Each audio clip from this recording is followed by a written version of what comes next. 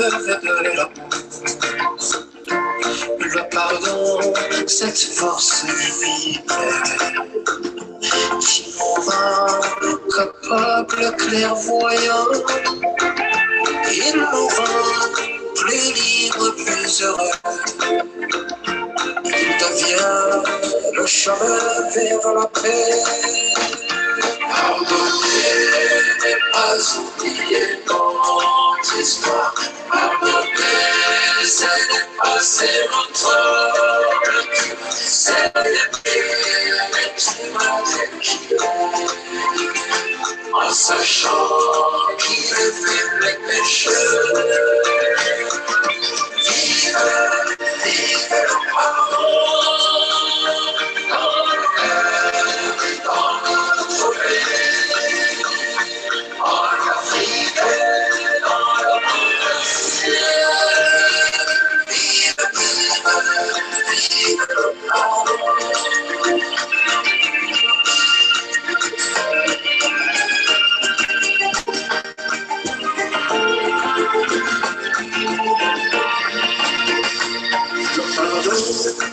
N'est pas contre la vérité, au contraire, il l'exige même. Quand l'amour épouse la justice, c'est la paix qui naît de cette union. Et la réconciliation est possible. Pardonner n'est pas oublier notre histoire. Pardonner, c'est dépasser notre vécu. C'est aimer les humains en sachant qu'il fait les pécheurs. Vive, vive le pardon dans nos cœurs et dans notre pays, en Afrique et dans le monde entier. Vive, vive, vive le pardon.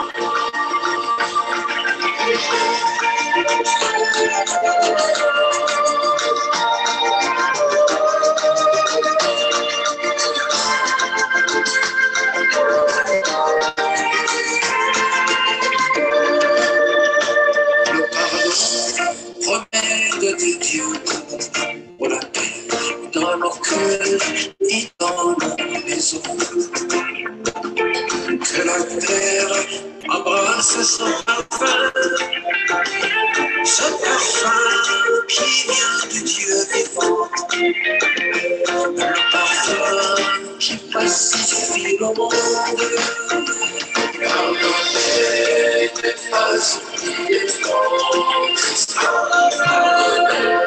c'est dépasser notre c'est aimer les péchés, en sachant qu'il fait les pécheurs. Vive, vive le pardon dans nos cœurs, dans notre pays, en Afrique et dans le monde entier. Vive, vive, vive le pardon. Pardonner n'est pas oublier notre histoire. Pardonner, c'est dépasser notre destin. C'est aimer les humains tels qu'il est, en sachant qu'il est faible et pécheur. Vive, vive le pardon dans nos cœurs et dans notre pays, en Afrique et dans le monde entier. Vive, vive, vive le pardon.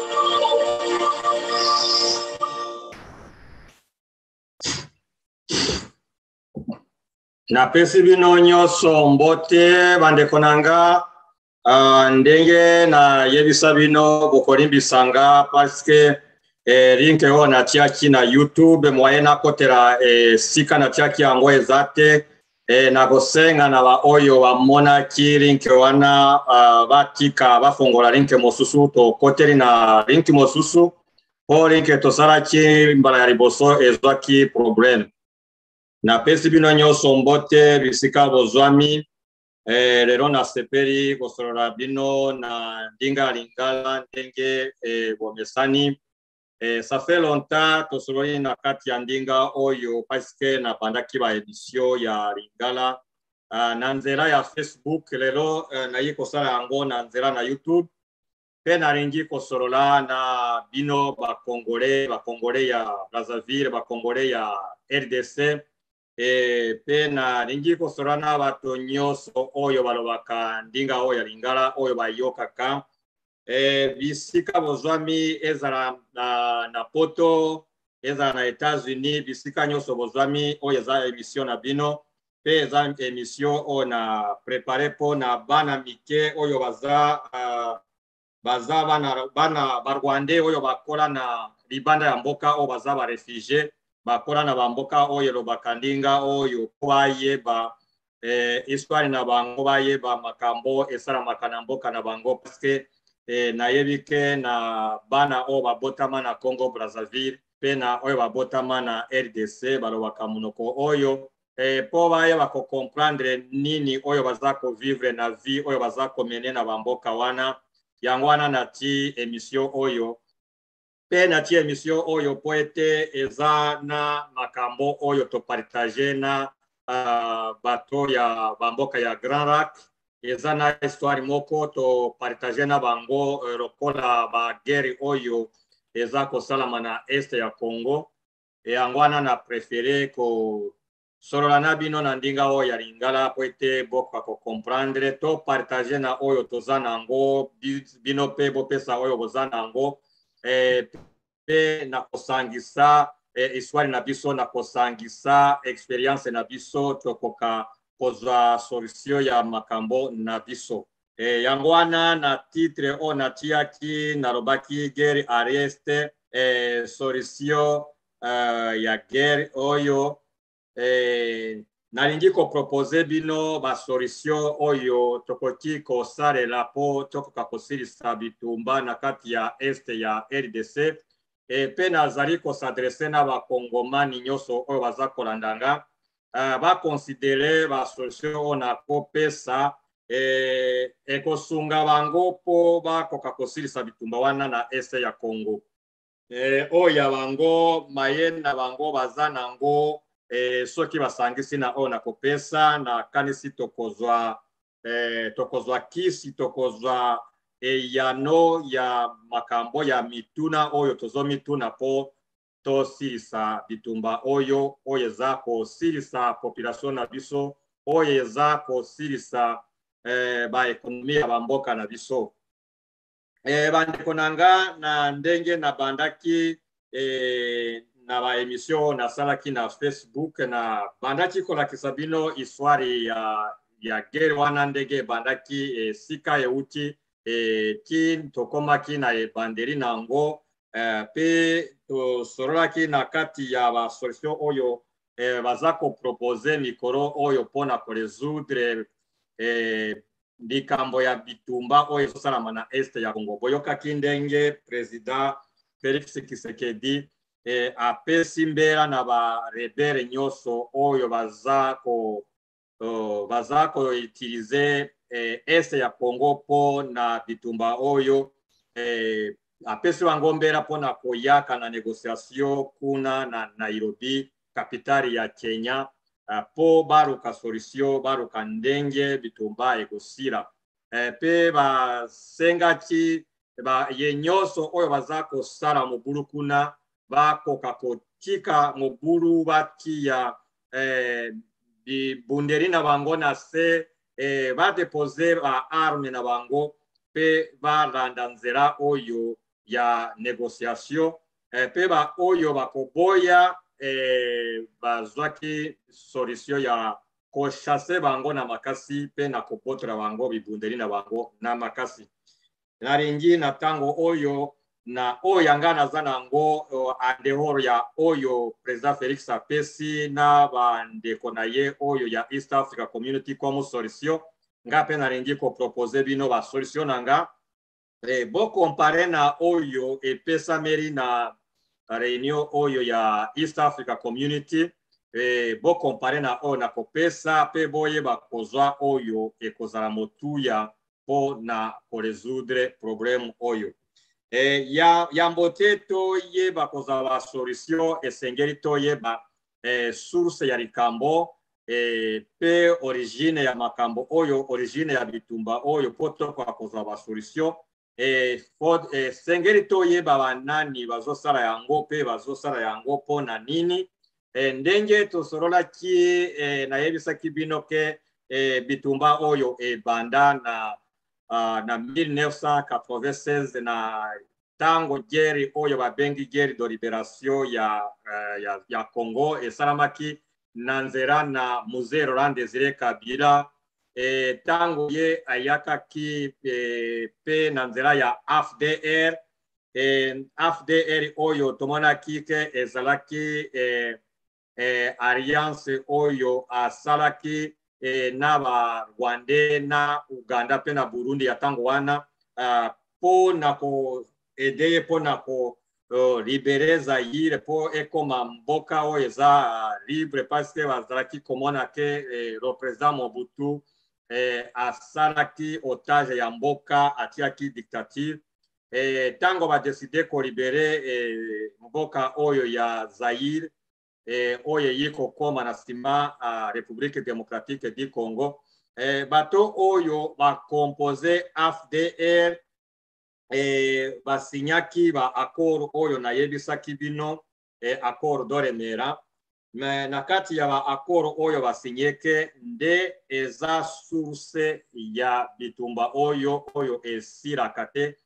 parce que ba oyo bazoko mene guerre oyo mikoro oyo bazako bunda bitumba oyo mikoro oyo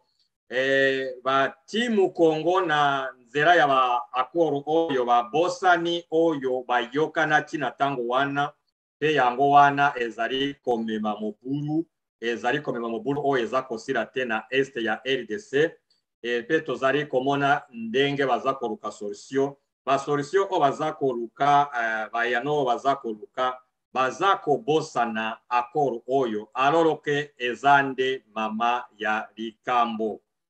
yango wana na ringi na zongera accord wana po na kotalisa bino ndenge na kati ya ba accord oyo to monati eza na ba article misato oyo considéré comme mama ya likambo ya ba guerre oyo eza kosila te na kati ya este ya RDC tokotala na kati ya article 2 ya accord d'Oremera nayebisa bino ke narapele bino ke aba accord oyo esalamaki entre Laurent Désiré Kabila na baarie na ye oyo Rwanda, Uganda pe Burundi epe naza ko rapele bino ke AFDR oyo ezalaki composé na bato ya Laurent Désiré Kabila pe na bato ya Banyamulenge oyo ba rejoindre FPR tango ekendaki ko botola mabele ya Rwanda pe Banyamulenge oyo na pesa kibino ba kombo ya ba oyo bazalaki ba acteur na kati ezalaki ba Azarias Ruberwa ezalaki na Bizima Karaha ezalaki na Laurent Kundabatware ezalaki na Bosco Ntaganda ezalaki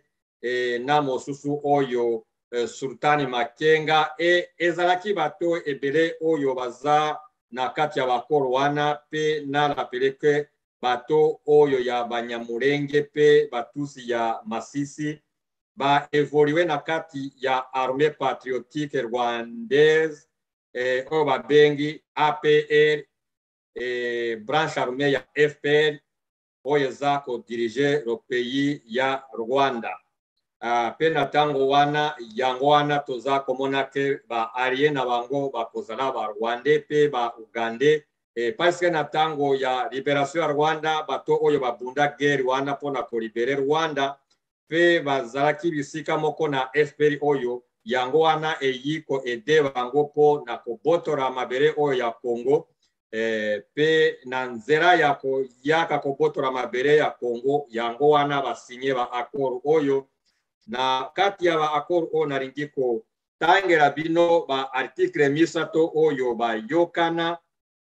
article 2 ezalaki koloba le sort et le sous-sort congolais appartient à l'AFDR.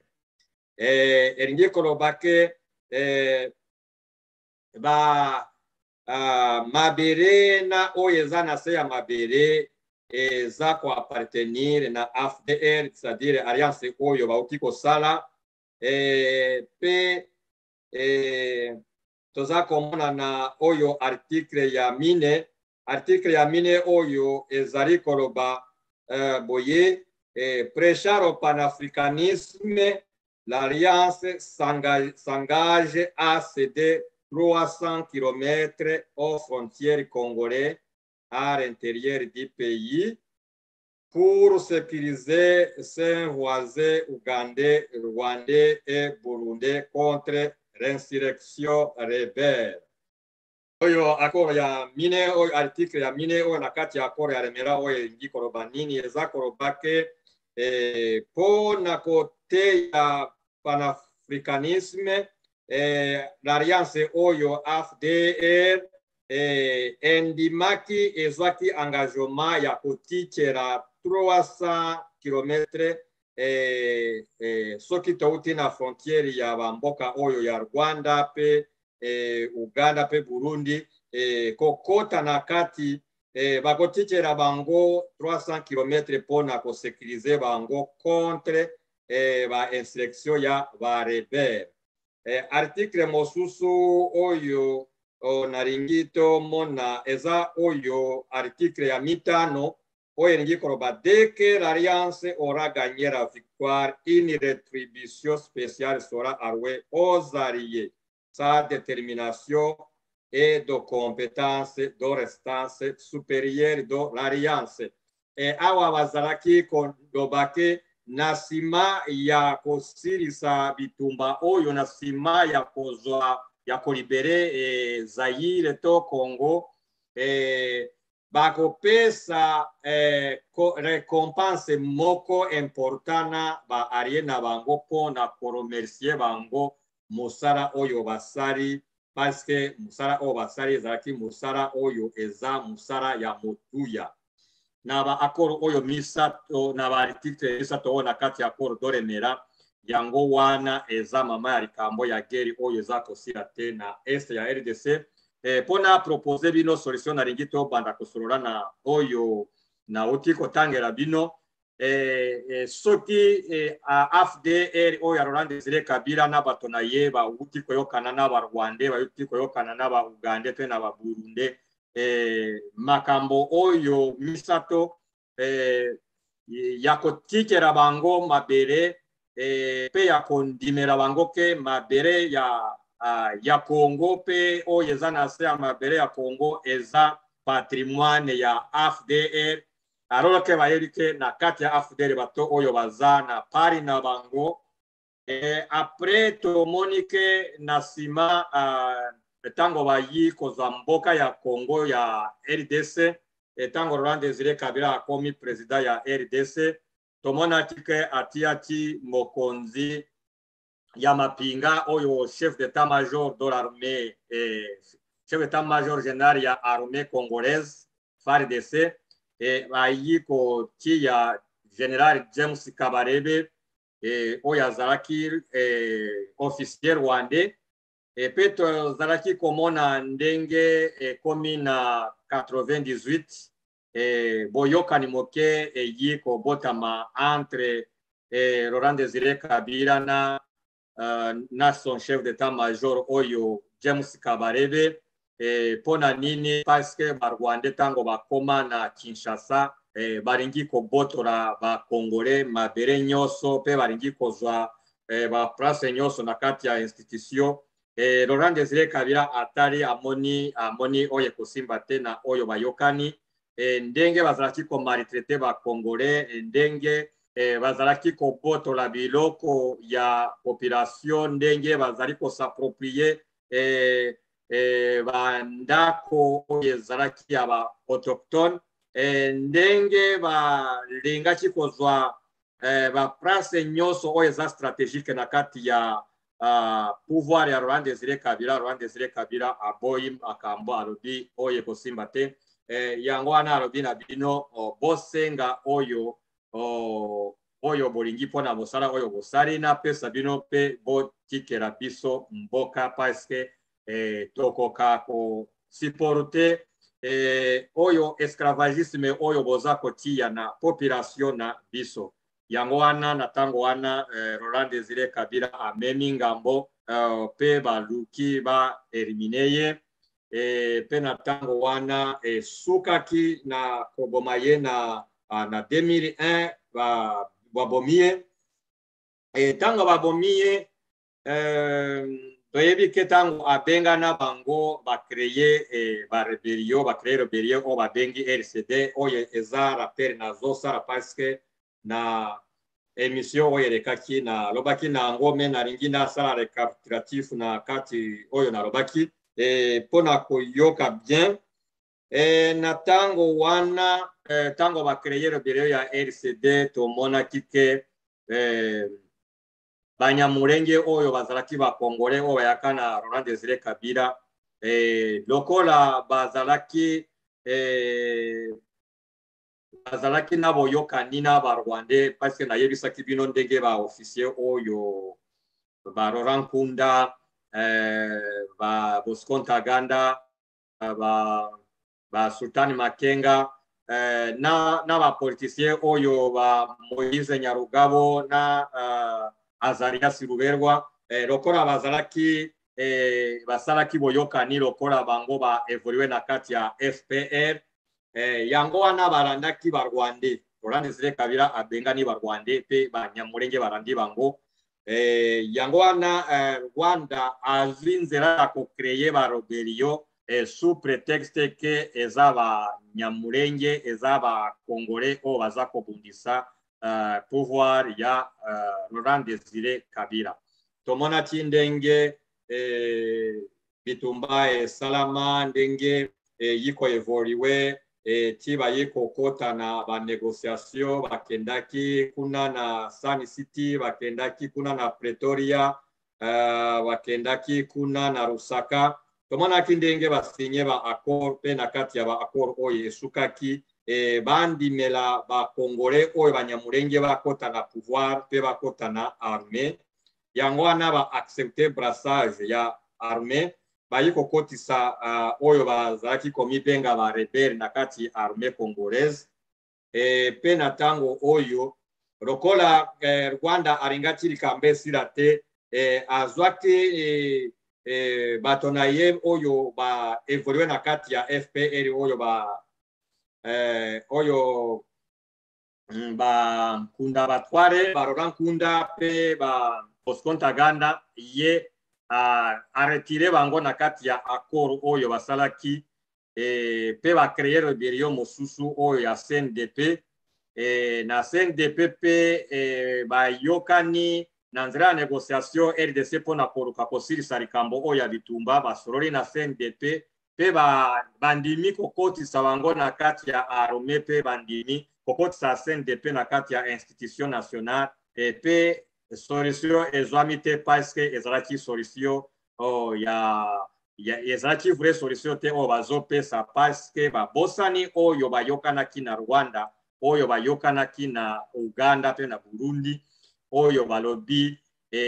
faut bapesa bango 300 km à partir ya frontière ya Rwanda à l'intérieur ya mboka mpe à partir ya Uganda ti na kati ya intérieur ya mboka Congo babosani ke bandimaki kopesa 300 km oyo yango wana nani ba akoro oyo bazosala basolution oyo baza koluka eza kopesa solution te parce que eza solution oyo esengeli te tozakomona ke na tango ya M23 tango bakreye M23 na sima ya CNDP la communauté internationale bazwi mbera ya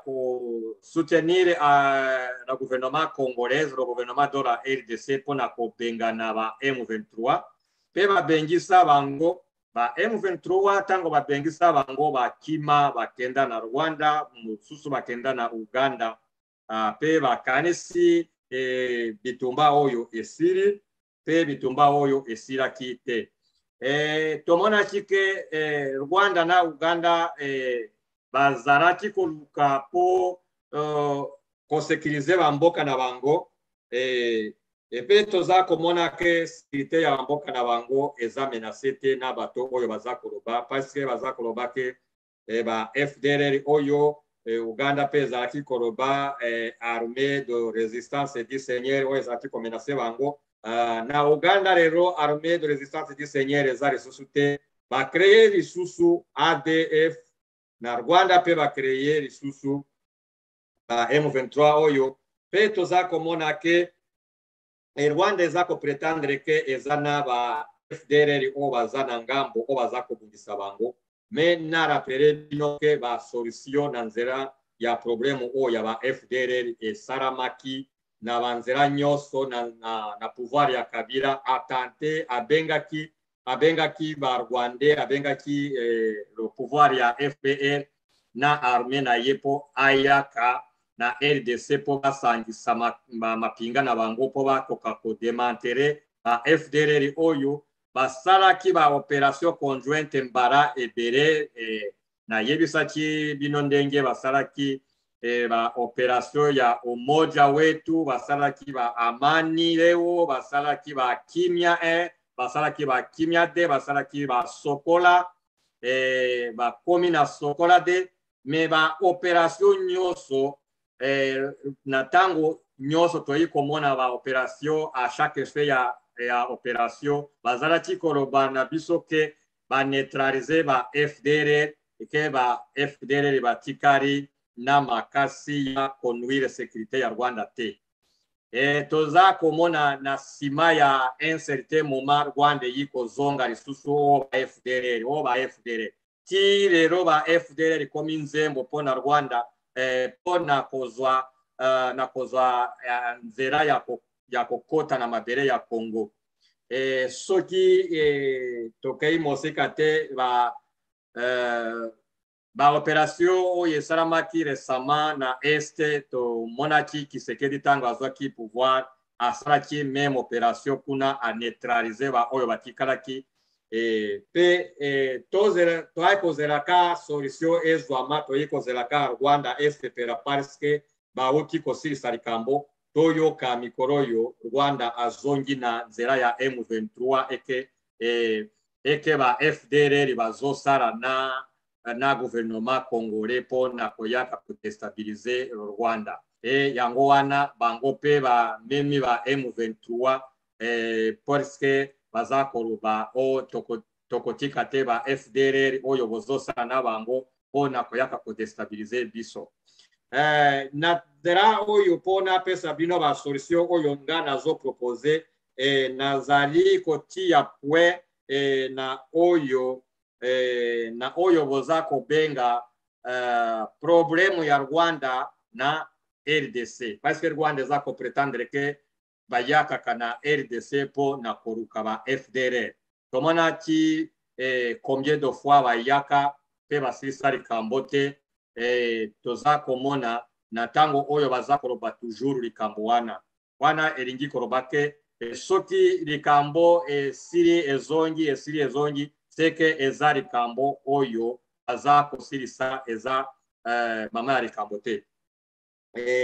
na pesa solution ya oyo ya likambo oyo ya ba FDLR pona kolakisa bino ke ba FDLR baza menace pona sécurité ya Rwanda te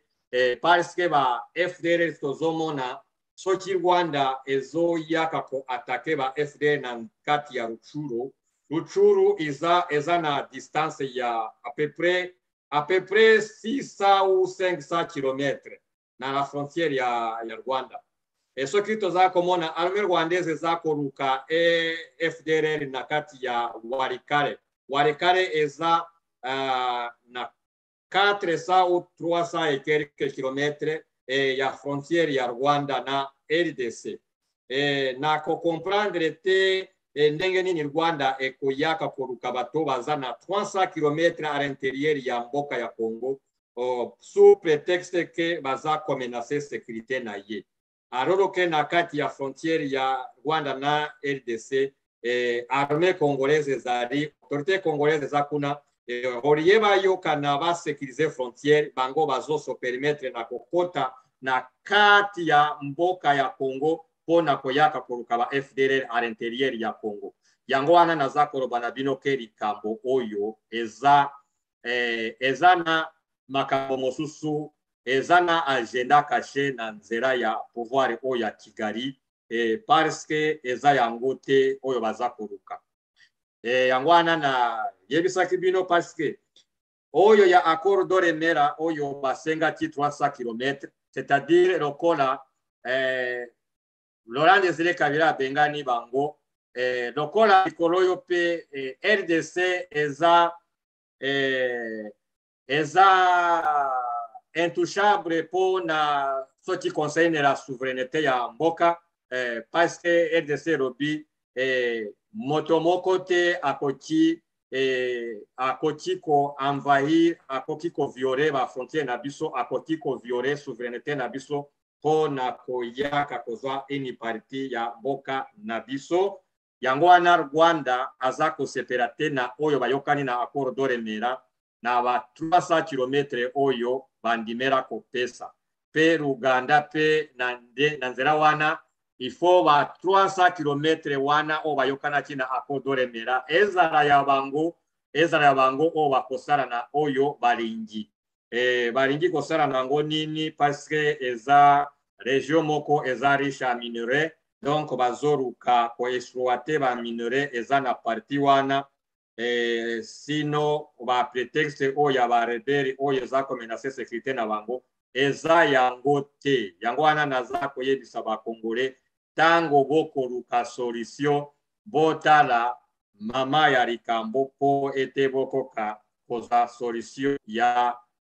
suka pona likambo oyo pe tomonaki ke na accord oyo na article 5 oyo tomonaki ke il faut récompense moko ezala attribué na ba alliés depuis baswanaki depuis Uganda na Rwanda baswana na RD Congo récompense oyo bayokanaki na accord d'Oremera na kanisi bazwaki yango te soti bazwa yango bayebisanga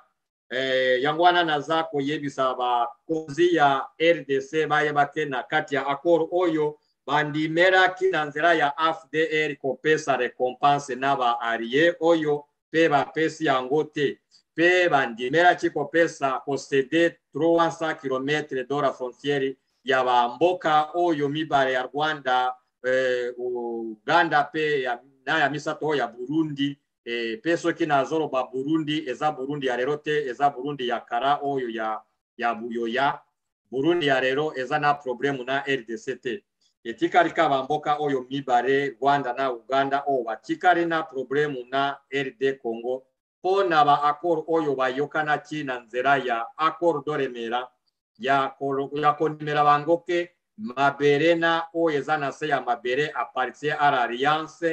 na mosusu oyo bandimelaki bango kotikela bango mabere ya 300 km de la frontière ya bamboka mibale oyo China intérieur ya Congo pe na récompense oyo bandimela kopesa na sima ya kosilisa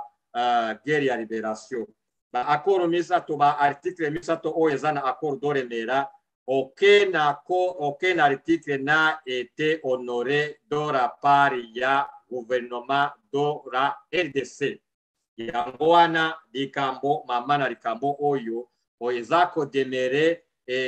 po Rwanda na Uganda ba décider ko créer ba rébellion na est po na ko déstabiliser bisika wana po ba koka ko contrôler bisika wana parce que RDC eboyi ba contrôler yango na nzela bayokanaki na ba accord oyo ya Remera. Yango wana nalingi na tango oyo nalingi po na kosukisa mama na likambo oyo toyokanaki ya ba solution oyo nga nazo propose po na kosilisa likambo oyo eza ba solution boye nalingi na tango oyo ba Congolais bakanisa ba accord oyo ya Remera oyo bayokanaki na Rwanda pe na Uganda soki baza na nzela ya ko-honore ba accord oyo bakosala yango soki nzela eza te bakoluka nzela ya kofixe ba accord oyo soki bakoki kosorotire na kati ya ba accord oyo wana pe ekozala solution sino likambo egosila kuna te pe ba allié na bango oyo baede bango mpona kolibere mboka bayokanaki ke bakopesa bango récompense wana pe esengeli gouvernement ya RDC eruka nzela ya kopesa récompense oyo soki nzela ezali ou soki bakoki koyokana na bango lokola Rwanda na Uganda basalaki pillage kuna na mboka ya RDC soki bakosala différence ya oyo bapille na oyo balingaki kopesa bango basala différence soki Rwanda azwi ebele azongisa oyo etikali Uganda pe azongisa Rwanda na Uganda bamonike oyo bapille kuna kokite basenga RDC bakisela bango ndambo oyo ezangi pe makambo esila sino naza komona te ndenge bakosilisa bitumba oyo sans contenir compte ya ba accord oyo ya mama na likambo oyo esalaki ke mobulu botama kuna pe ba solution mosusu oyo nalingi ko envisager po na likambo oyo tomonaki ndenge ba exige le président Félix Tshisekedi na nzela ya ba réunion oyo esalamaki na Nairobi entre East Africa Community na président Félix Tshisekedi ndenge bayokanaki ke fo Félix Tshisekedi asolola na ba rebelle oyo baza ko opere na este ya mboka na ye po na kosilisa bitumba oyo po na koyoka ba doléance na bango ndenge moko basengaki Félix Tshisekedi po na kosala ba négociation na ba rebelle oyo nalingi nayebisa ba Congolais ya RDC bango pe en réciprocité bakoka kosenga Rwanda asolola na ba rebelle na ye oyo baza na este ya RDC y compris ba FDLR oyo baza ko komisa bango ba bouc émissaire oyo baza kosala kola prétexte ya bitumba kuna bakoka kosolola na bango esila pe na solution mosusu nalingi ko envisager mpona kosilisa bitumba oyo ezali ke il faut basenga justice esalama mpo na bavictime nyonso oyo ekwelaki population ya este pe oyo ekwelaki mboka ya Congo esengeli justice esalama parce soki impunité oyo baza komaintenir likolo ya mboka oyo ya Rwanda mpona agression oyo basali na est pe na massacre pe génocide oyo basali na est vous vous imaginez 12 millions de morts qui restent impunis ekosala ke Rwanda soki bapinir yango na ba atrocité oyo esala na est soki poursuivre yango na justice te wana nde ekomesana mpona koyaka kuna soki amaki ba oyo nyonso baza ba acteur ya génocide oyo esalami na este ya Congo oyo eza renseigné na kati ya rapport mapping oyo esalamaki na nzela ya Nations Unies soki rapport oyo batiaki yango en pratique barandelaki yango pe bapinire ba hoteli nango balingaki bato oyo bazala na bomo ya kozongela makambo oyo ya kozongela bakrime oyo basalaki na kati ya este ya RDC. Lokola bakrime oyo batikali kopiniri yango te, batikali kotuna bakoro makambo bato oyo basalaki massacre pe génocide oyo, lokola batikali kopiniri bango te, lokola batikali kotuna bango responsabilité na bango te, yango wana baza kokontinue koyaka, kokontinue koboma bakongole pe barefugie oyo baza kuna. Yango wana nakosenga na gouvernement ya RDC po na kosenga justice, po na kosenga création ya tribunal pénal international pour la RDC po na kojuge bakrime oyo esalamaki na nzela ya bitumba oyo ya este, po na kopinire ba hotel nango pe na kopekisa bango basala yango bazongela yango lisusu. Soki te, soki bakrime oyo reste impuni, bakomesana po na kosala yango parce que bayebi ke tango basalaka yango conséquence eza nango te. Solution ya oyo ya misato na kosenga ezali ke fo ba Congolais gouvernement ya RDC ba faciliter retour ya ba réfugiés na bango oyo eza na Rwanda pe na Uganda, po ete ba réfugiés oyo Rwanda eza ko utiliser bango pona ko créer ba rebellion, pe Uganda eza ko utiliser bango pona ko créer ba rebellion oyo ezoyaka ko déstabiliser mboka ya RDC. Na kosenga na RDC planifier et faciliter retour ya ba réfugiés oyo baza na mboka wana, pe na kosenga solution mosusu, il faut la RDC exiger le retrait de l'armée rwandaise qui se trouve sur le sol congolais na nzela ya nanoyo na nzela ya M23, pe na ba groupe rebelle mususu o babengi ba maimai o baza kuna baza ko travailler sous ordre ya Rwanda. Basenga